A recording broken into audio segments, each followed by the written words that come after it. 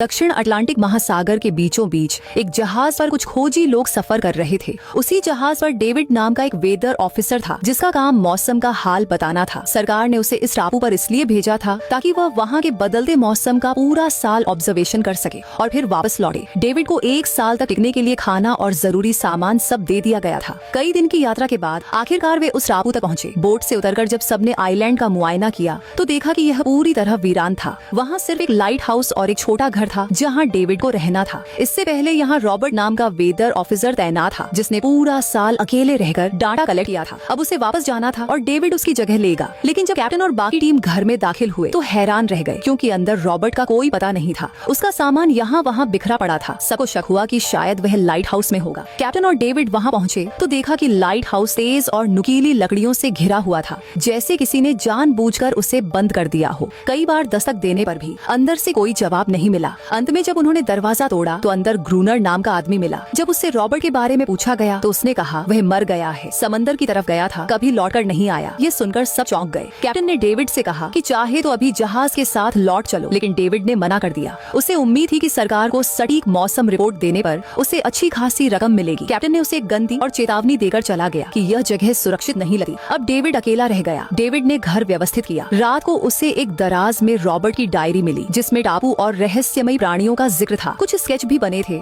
अगले दिन मौसम का डाटा लेने गया तो समंदर किनारे अजीब तरह से सजाए गए पत्थर और शेल्स देखे। उसने सोचा ये ग्रूनर का काम होगा। वो फिर से अपने काम में लग गया। काम करते करते उसने दूरबीन से लाइट हाउस की ओर देखा तो पाया कि ग्रूनर के साथ एक और आदमी खड़ा है, लेकिन पलक झपकते ही वो नजर से ओझल हो गया। डेविड ने दोबारा ध्यान से देखने की कोशिश की मगर अब वहाँ कुछ भी नहीं था। उसे लगा शायद यह उसका भ्रम है। रात को डेविड अपने काम में व्यस्त था कि अचानक दरवाजे पर दस्तक हुई। उसे लगा शायद ग्रूनर आया होगा। उसने आवाज देकर पुकारा लेकिन कोई जवाब नहीं मिला। हाथ में लैंप लेकर जैसे ही वो दरवाजे की तरफ बढ़ा, अचानक उसके कानों में कुछ अजीब सी आवाजें गूंजने लगी जो इंसान की बिल्कुल भी नहीं थी। तभी उसने देखा कि गेट के नीचे से किसी अजीब से जीव का हाथ अंदर घुसने की कोशिश कर रहा है। वो हाथ इंसान का नहीं था। ये देखकर डेविड के होश उड़ गए। वह तुरंत बेसमेंट की ओर भागा और वहाँ छिप गया। कुछ देर बाद वो रहस्यमयी जीव घर के अंदर घुस आया और छुप छुप कर डेविड को ढूंढने लगा। डेविड बेसमेंट की एक छोटी दरार से उसे देख रहा था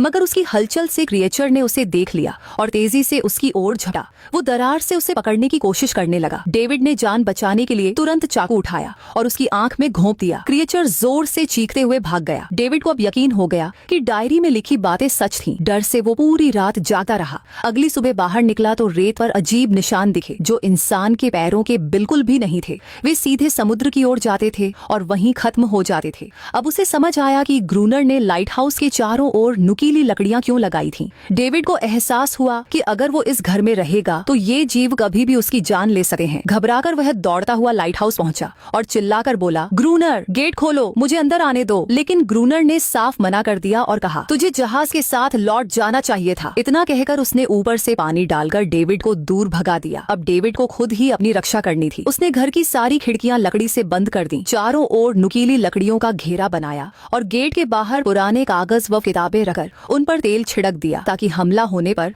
आग लगाकर जीवों को भगाया जा सके। तभी उसे घर में एक पुराना बॉक्स मिला जिसमें एक बंदूक और बहुत सारी गोलियां थीं। ये देखकर उसमें जीने की थोड़ी उम्मीद जागी। सूरज ढलते ही उसका डर और बढ़ गया। वह बंदूक लेकर घर के कोने में चुपचाप बैठा था। तभी उसे बाहर से अजीब आवाजें सुनाई दी। खिड़की से झांककर देखा तो समुद्र से कई सारे वही जीव उसकी ओर बढ़ रहे थे। कुछ ही देर में वे सब मिलकर दरवाजा तोड़ने लगे। डेविड ने तुरंत गोलियां चलाईं, जिनसे कुछ क्रिएचर वहीं गिरकर मर गए। उसे लगा आवाज सुनकर बाकी भाग जाएंगे, लेकिन इसके उलट वे और भी ज्यादा उग्र हो गए। तब डेविड ने अपना प्लान अपनाते हुए गेट के बाहर रखे कागज और किताबों में आग लगा दी। आग देकर वे समुद्र की ओर लौट गए, लेकिन वही आग धीरे धीरे उसके घर तक फैल गई। लकड़ी का बना घर जलने लगा। डेविड ने तुरंत खुद को चादर में लपेटा और बाहर निकलकर लाइट हाउस के पास एक बड़े पत्थर के पीछे छिप गया। गोलियां चलाने के दौरान उसके हाथ में गहरी चोट भी लग गई थी। तभी अचानक तेज बारिश शुरू हुई और आग धीरे धीरे बुझ गई, लेकिन सुबह तक उसका घर पूरी तरह जलकर राख हो चुका था।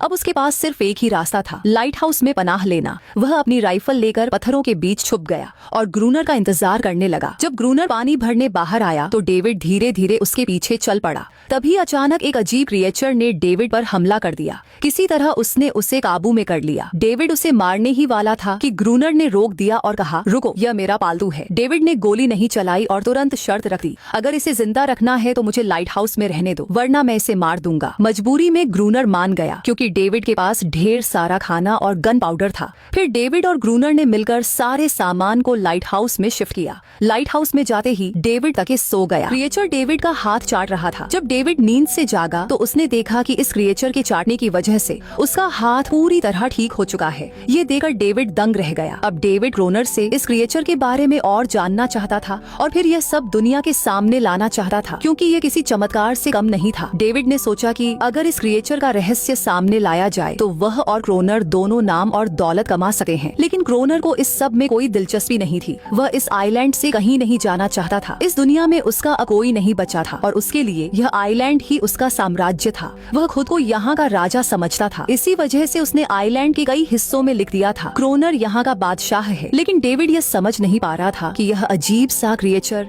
आखिर क्रोनर की बात क्यों मानता है। तब क्रोनर ने बताया कि एक बार उसने उसकी जान बचाई थी। वह गलती से उसके फिशिंग नेट में फंस गई थी। उस वक्त वह छोटी थी और तभी से उसके साथ रह रही है। उसकी हर बात मानने लगी। लेकिन क्रोनर सख्त मिजाज इंसान था। वह इस क्रिएचर के साथ बेहद बुरा बर्ताव करता था। हर दिन वह इसे अपनी हवस का शिकार बनाता था। एक बार इस क्रिएचर ने उस पर हमला भी किया था और बदले में क्रोनर ने उसे इतनी भयानक सजा दी कि उसके बाद से उसने खुद को क्रोनर की गुलाम मान लिया। क्रोनर ने यह भी बताया कि हर रात समुद्र से क्रिएचर्स बाहर इसलिए आते हैं ताकि अपनी साथी को छुड़ाकर ले जा सके। लेकिन क्रोनर ऐसा होने नहीं देता। वे दिन में हमला नहीं कर सके क्योंकि सूरज की रोशनी उनकी त्वचा जला देती है। डेविड अब यहाँ और नहीं रहना चाहता था। वह किसी भी तरह आइलैंड से भाग निकलना चाहता था। तभी शाम हुई और क्रोनर ने कहा, गन लेकर तैयार हो जाओ, क्रिएचर्स किसी भी वक्त हमला कर सकते हैं। दोनों लाइट हाउस की लाइट ऑन करने के लिए तैयार हुए और कुछ ही देर में समुद्र से बड़ी संख्या में क्रिएचर्स बाहर आ गए। वे लाइट हाउस की तरफ बढ़ने लगे। क्रोनर लगातार फायर करता रहा लेकिन डेविड डर के मारे लाइट हाउस के अंदर जाकर कोने में छिप गया। क्रोनर जितना भी कहता डेविड बाहर नहीं आया और कुछ देर बाद वहीं बेहोश हो गया। क्रोनर पूरी रात अकेले इन क्रिएचर्स से लड़ता रहा। अगली सुबह उसने गुस्से में डेविड के मुंह पर पानी डालकर कहा, अगर जिंदा रहना है तो इनकी जान लेनी होगी, नहीं तो मैं तुम्हें लाइट हाउस से बाहर निकाल दूंगा और तुम्हें मेरी हर बात माननी होगी। रोज पानी लाना, छोटे बड़े काम करना और रात में गार्ड ड्यूटी करना। अब डेविड के पास कोई और चारा नहीं था। वह मजबूरी में क्रोनर की हर बात मानने लगा। लेकिन एक चीज थी जो उसे बिल्कुल पसंद नहीं आई, क्रोनर का उस फीमेल क्रिएचर को रोज अलग अलग तरीकों से टॉर्चर करना। रात हुई और दोनों फिर गार्ड ड्यूटी के लिए तैयार हो गए।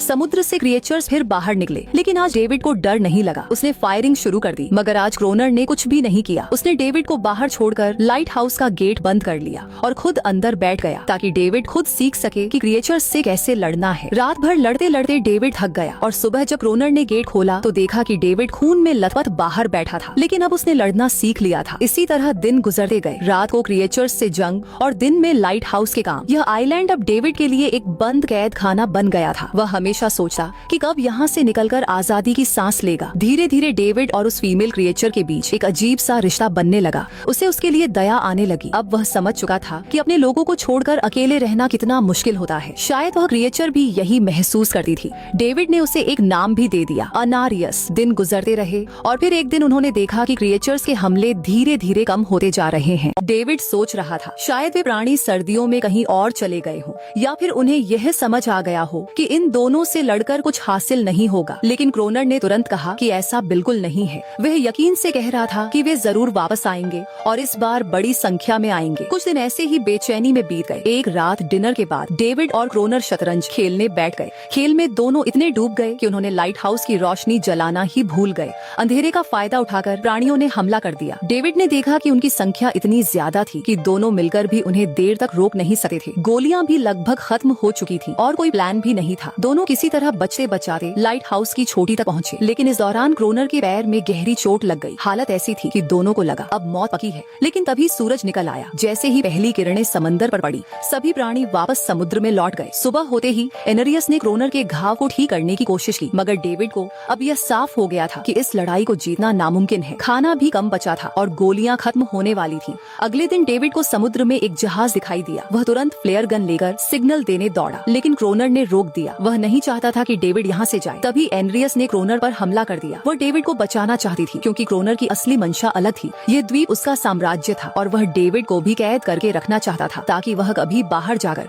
एनरियस और इस जगह का सच न बता सके। धीरे धीरे वह जहाज डेविड की आंखों से ओझल हो गया और उम्मीद भी टूट गई। समय बीता गया, क्रोनर और भी हिंसक होता गया। खासकर एनरियस के साथ ये बात डेविड को बिल्कुल बर्दाश्त नहीं थी। एक दिन डेविड ने एनरियस को मछली की हड्डियों से बनी एक छोटी खिलौना नाव गिफ्ट में दी। वह नाव देकर एनरियस उसे द्वीप के उस हिस्से में ले गई जहाँ सचमुच एक असली नाव छुपी हुई थी। डेविड ने जब यह बात क्रोनर से पूछी तो उसने माना कि उसे पहले से पता था। दरअसल सालों पहले कुछ लोग नाव से यहाँ पहुँचे थे, लेकिन सुबह होने से पहले ही सभी प्राणी उन्हें मार डाले। उनका जहाज गोला बारूद से भरा था लेकिन तूफान में डूब गया। यहीं से डेविड के दिमाग में एक विचार आया, अगर डूबे जहाज से डायनामाइट और हथियार निकाले जा सके तो शायद वे इन प्राणियों से लड़ सके। उन्होंने डाइविंग सूट का जिक्र किया। क्रोनर पहले तो तैयार नहीं हुआ, फिर मान गया, लेकिन उसकी असली योजना डेविड को पानी में छोड़ देने की थी। वे दोनों नाव लेकर उस जगह पहुँचे। डेविड सूट पहनकर समुद्र की गहराई में उतरा। जहाज बुरी तरह टूटा था लेकिन उसे डायनामाइट के बॉक्स मिल गए। तभी कुछ साए नजर आए। डर के मारे डेविड हिल भी न सका। क्रोनर को लगा वह मर गया, मगर असल में वे दो छोटे बच्चे थे। डेविड किसी तरह सूट उतारकर सतह तक लौट आया और डायनामाइट ले आया। अब डेविड और एनरियस ने मिलकर लाइट हाउस के चारों ओर डायनामाइट बिछा दिया। योजना यह थी कि अगली बार हमला होते ही सारे प्राणियों को एक साथ खत्म कर दिया जाए। महीने बीते, सर्दियां आईं और अचानक हमले बंद हो गए, जैसे प्राणियों को पहले ही पता चल गया हो कि उनके लिए जाल बिछाया गया है। क्रोनर ने शक किया कि यह खबर एनरियस ने दी होगी और उस पर और जुल्म ढाने लगा। डेविड ने बीच में आकर उसे रोका और दोनों ने नया प्लान बनाया, लाइट हाउस का मेन गेट खुला छोड़ना और एनरियस को ऊपर से चीखना ताकि प्राणी भीतर खींचे चले आए। प्लान काम कर गया। जैसे ही एनरियस की आवाज गूंजी,